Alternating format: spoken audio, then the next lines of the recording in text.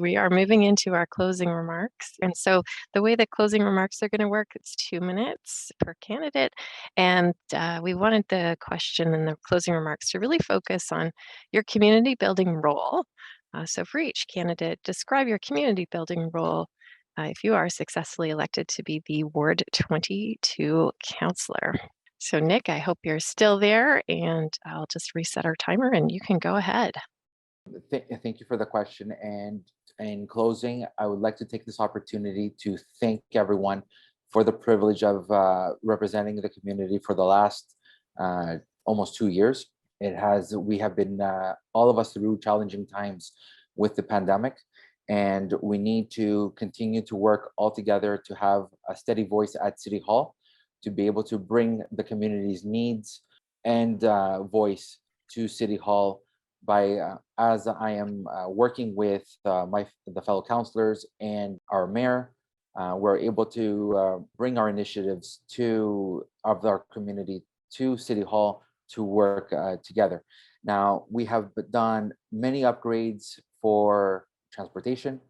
We have put mitigation measures in front of our schools. We only have 10 schools left. We've upgraded our parks. We are working together with the provincial and federal government to be able to secure the timelines for the Shepherd Subway. Currently, Premier Ford has put a timeline for 2030.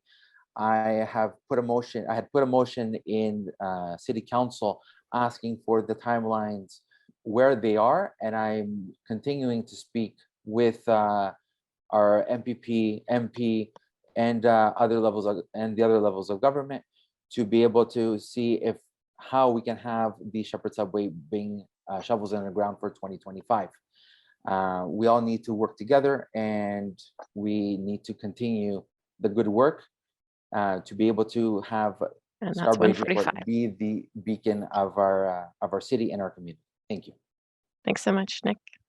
Okay, and Serge, I believe you are next. Closing remarks, your community building role. If you could describe it, please. Thank you again. Thank you. Okay, a prime motto of my leadership will be to the people, for the people, if I elect it. I'll be working heavily closely with all the residents to understand their real needs. Collectively, we'll be working toward fixing the major problem like housing, crime, senior citizen, and employment etc. Once I elect that, my focus will be toward a pragmatic solution to the community. I'm going to form a small team to address each issue in parallel with my strategy. I will work toward utilizing the existing resources and asking for newer ones from the front of the government, making Scarborough community an affordable and happy place to live. I will be working with all the level of government to get this tackled down and solve the problem. And this will be my ultimate goal, to work up with all the communities around me.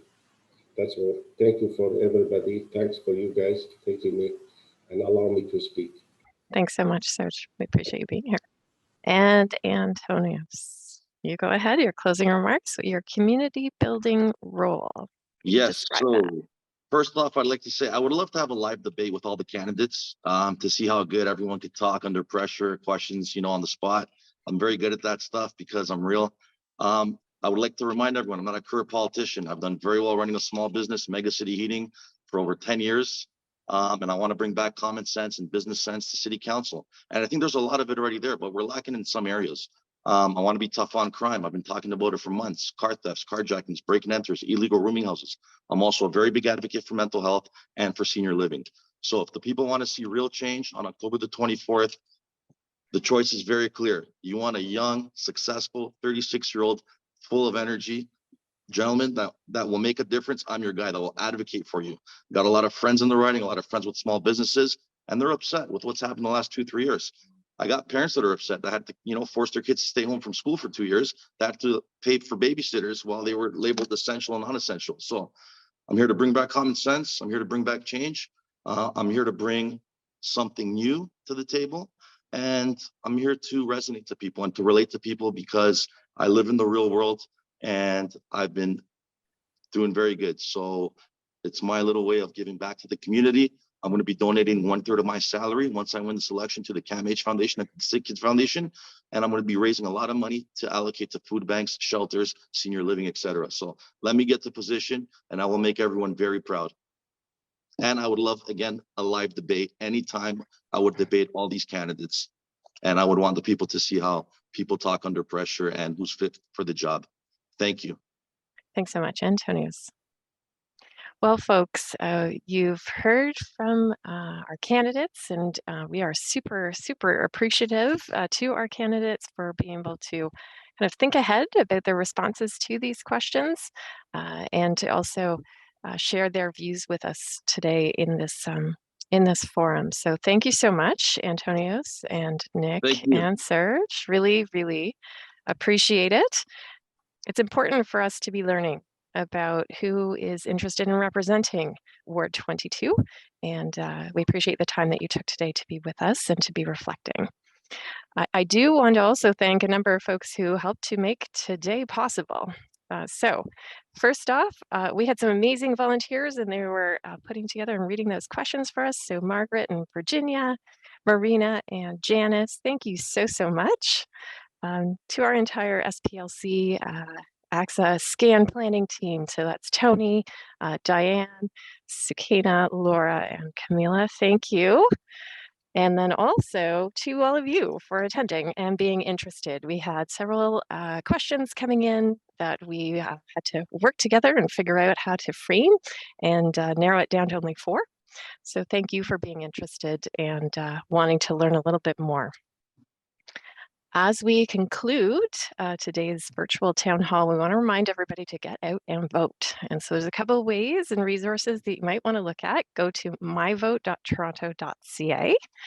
You can also email vote registration if you haven't already gotten your voter registration card. You can also call 311. We've put some information here on the slide. You need to add yourself by 4:30 on October the 14th to be on that voter list. So that's an important date. And starting tomorrow, you can vote in advance polls. So that's tomorrow running through to the 14th. You can vote at Lamoureux Community Center or at Stephen Leacock Community Center. And of course, you can always vote on election day. And so one of the places you can do that is right here at SPLC on October the 24th. Once again, everybody, I'm going to say thanks so much. And we'll be putting together today's virtual town hall webinar video, and we'll be posting it on the SPLC website so that it's there for you for consideration as you do decide who you're going to vote for. Thanks so much again, everybody. I'm going to say have a great rest of your afternoon. Take good care, folks.